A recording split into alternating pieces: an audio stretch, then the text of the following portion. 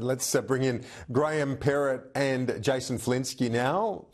Outgoing MP, former MP. Gents, great to see you both. Jason, let's start on this promise, or, actually it's an aspiration to link income tax rates to inflation, the indexation of it.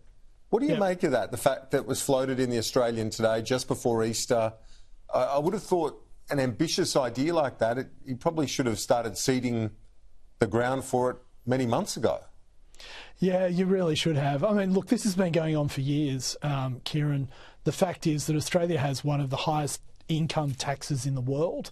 I've said it before, when you take in the superannuation surcharge, we have the highest marginal tax rates in the world that cut in at the lowest rate.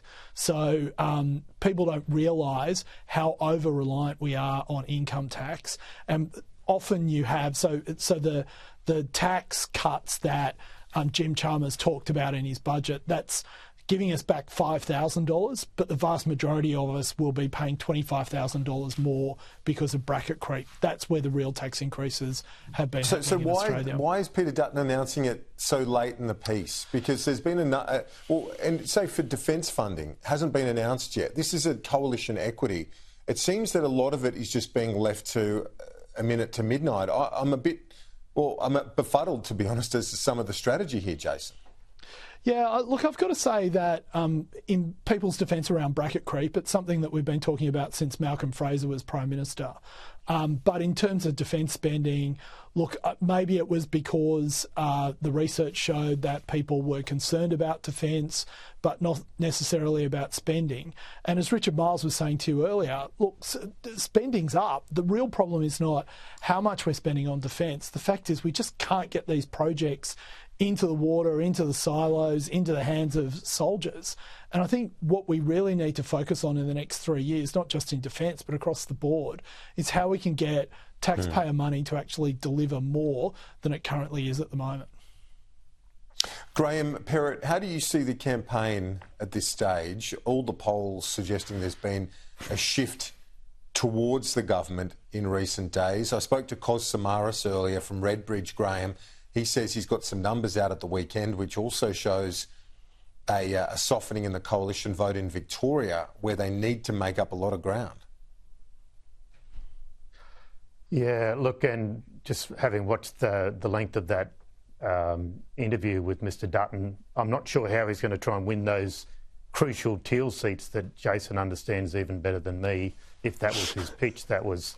I kept seeing Don't mention the wall, Graham. I don't know whether you remember that ad. I don't know whether you remember that ad where the wheel nuts come off the car. I can't remember what it was advertising, but that's what I'm seeing at the moment. And then this tax bracket aspiration. I mean, this is an election campaign. Detailing an aspiration is like naming what you'll call your pet unicorn. I mean, this is where you should be putting meat on the bone. People will be voting on Tuesday, straight after Easter, on Tuesday. So I'm like Jason, I can't quite see why this is being leaked out now, drip-fed out, when people are really starting to get in there and decide what they'll be doing for the next 3 years. The second debate was last night, the leaders' debate. And to me, Graham, people, there are different views from Peter Dutton won comfortably to Anthony Albanese won. To me, it doesn't really matter what the view is of that specific event.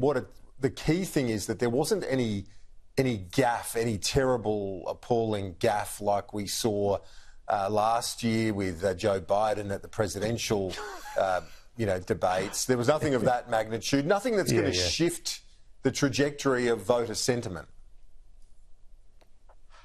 I thought the big gaffe yesterday was the verbaling the Indonesian president, verbaling the Russian president. Now he's verbaling the Treasurer and the Prime Minister.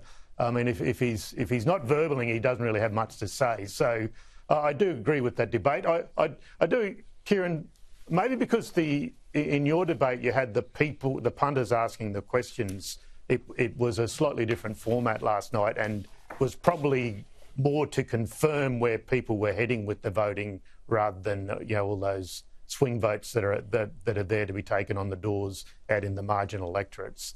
It was an interesting debate, but we're not seeing, I would say this, but Mr Dutton doesn't seem to have a lot of vision in terms of where he wants Australia to be, but he's certainly keen to, you know, have a swing at at the Labor Party or other people, I suppose. The Greens, the Teals. The challenge... Yeah, I'm not sure if he's had a go at Jason, the trumpet. Well, this is an issue, Jason Falinski, that just to pick up on the trumpet of Patriots, but the Trump factor more broadly, because... Are we talking about trumpets or chuckle Trump? At the, just like... we chuckle at the trumpet, but the Trump impact has been there, hasn't it? It's been the backdrop. I meant trumpets. It's a long way away, but I had it raised with me in Launceston. I had Trump raised with me in Launceston, Jason. Well, Kieran, you looked very cold in Launceston, I have to say. So clearly you need to pack better when you go to Tasmania. Yeah. And look, I think the debate was missing something, which was a better compere, a better presider of the debate. Maybe they should go. You know, I think David did an adequate job, but like there's a gold standard, and we should move away from that. Look, I actually thought for me, and maybe it's just where I sit, I thought the key moment in the debate was the argument around tax and whether it had been commissioned or whether it had been advised, the semantics going on there. I don't think ultimately that's an important thing, but what is important is it highlights tax back into the agenda. And we all know that on tax, the Liberal Party does better than the Labor Party, and particularly given that the Labor Party broke its promise around not changing the stage 3 tax cuts.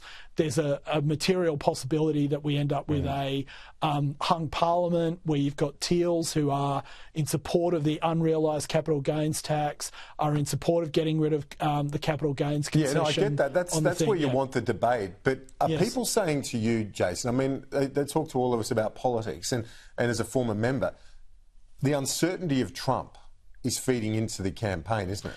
Yeah, absolutely. And I think really towards the back end of this week is the first time that we're starting to see more focus on Australian politics in Australia and less focus on American politics in Australia.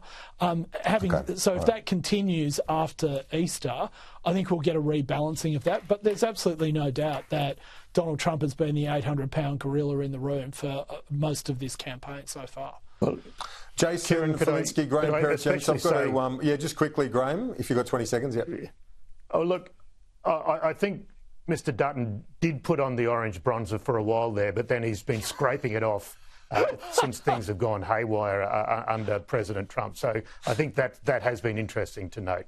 But good to see you again, Jason. Yeah, well, always nice to be with you, Graham. That was pithy. That was a pithy answer. Well done, Graham. Thank you, Jason. And got that in. And the moderator did fantastically last night, our great mate David. So, just to clarify that.